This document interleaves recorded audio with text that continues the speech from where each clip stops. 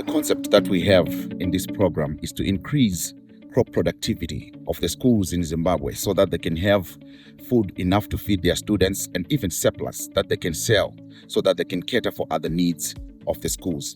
By combining conservation agriculture and mechanization, there is huge potential to reduce the negative impacts of agriculture on the environment.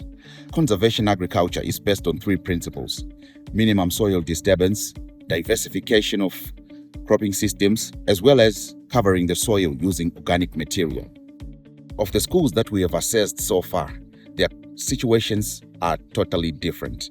Some schools have abundant resources, from water to even finances, but some schools do not even have the finances to inject into this farming business. I have 1,172 students, the majority of them being boys, so about 658 being boys, and the remaining being girls.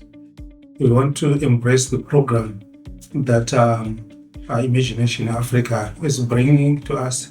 We want to have exit skills to our learners. Most of them were in the agro-industry area. It is going to help them to get jobs and also to create jobs.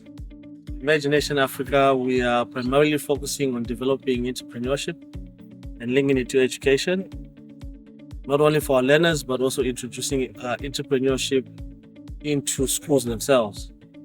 So this pilot program is focusing on agribusiness and how our schools can get into some form of agriculture as a business to help the school become self-sustainable.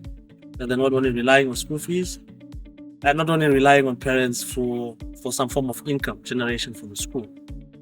We are facing some challenge that we are coming short of the machinery, modernized equipment that can help and take off the manual way of doing things.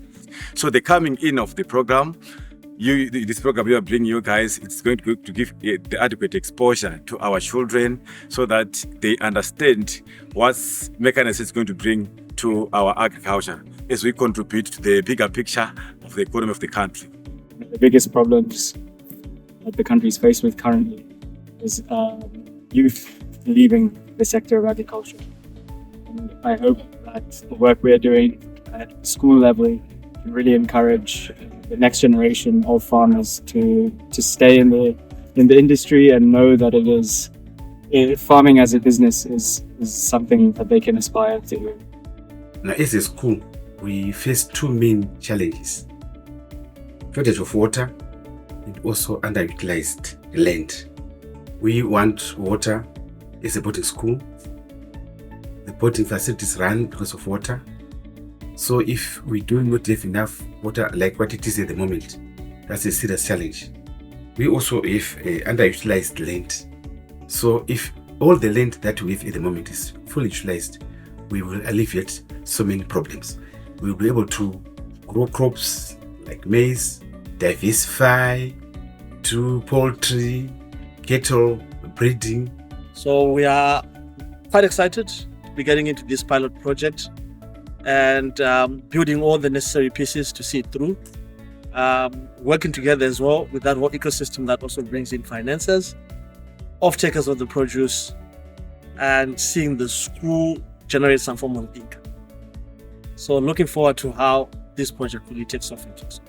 And schools act as a hub for the communities. The scalability just evolves from there.